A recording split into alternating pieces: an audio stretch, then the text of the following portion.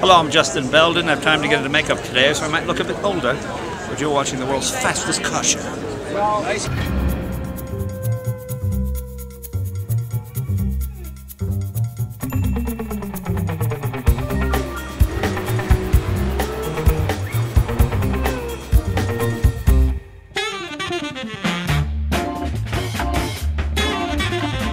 Welcome to the 2013 Pebble Concours D'elegance from the Monterey Peninsula. Now, if you watched our last couple of seasons, you know this is the world's fastest car show's favourite weekend of the year, because down there on the 18th fairway are some of the most beautiful, gorgeous, historic, vintage collector cars ever built, worth millions. But of course, that's the past.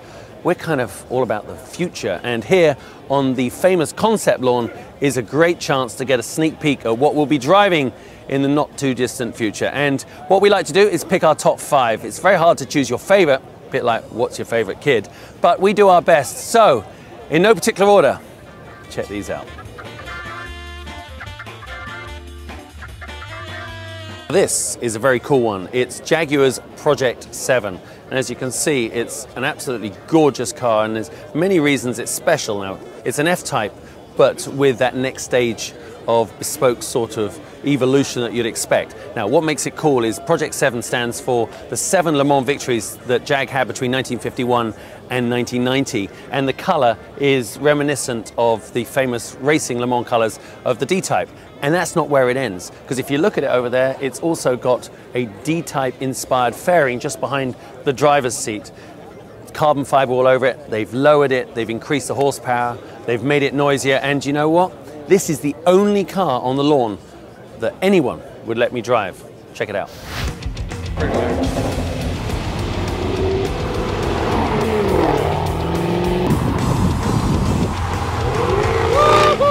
Now this one I am extremely proud of, because it's our local LA friends Galpin who have bought their interpretation of what a Ford GT would look like if it had been continued to be developed. And it really is a very special car. Ton of work led by Bo Bachman and his team there at Galpin, because what they've gone is they've gone and redefined the classic lines of the Ford GT and made it into something that really you could imagine the manufacturer itself making.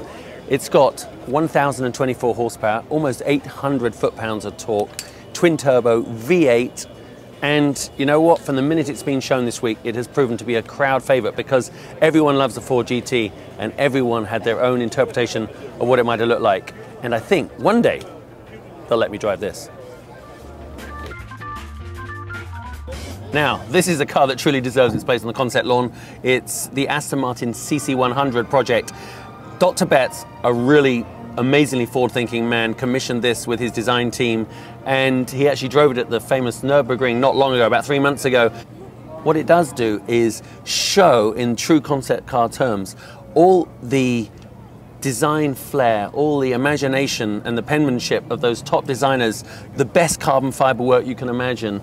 And it's all here in a concept car that really does work and really does go fast. What I love about it is that you see these design elements and these features and this integration of advanced materials with sort of traditional leather. Things like that will one day make its way onto an Aston Martin near you, and that you can be assured of.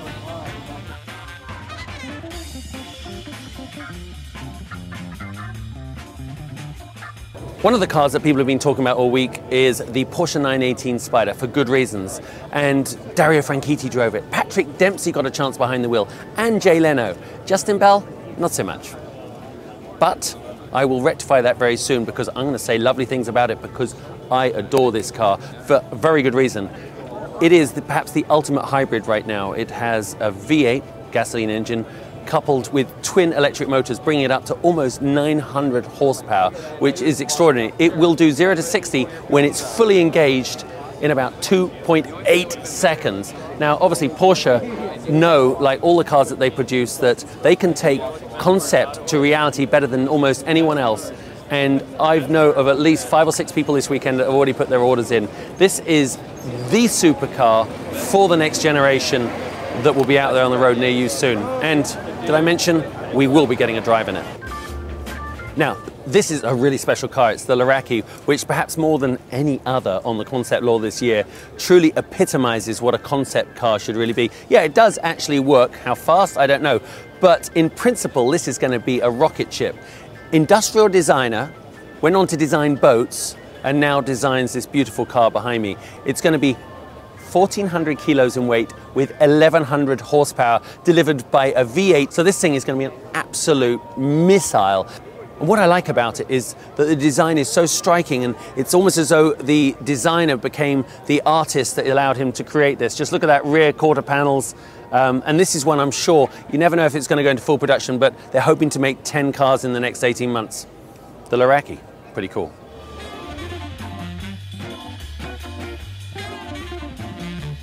Well, that's about it for this year. And as I said, there's almost too many cars to choose. I'm leaving out the Lamborghini Veneno, not because it doesn't deserve its place, it's just because I'm really angling to get a drive in it one day.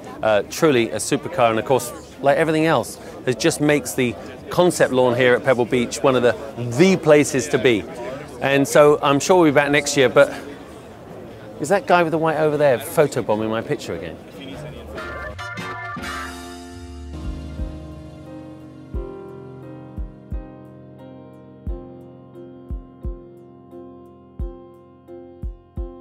Check back each week for more on your eBay Motors mobile app.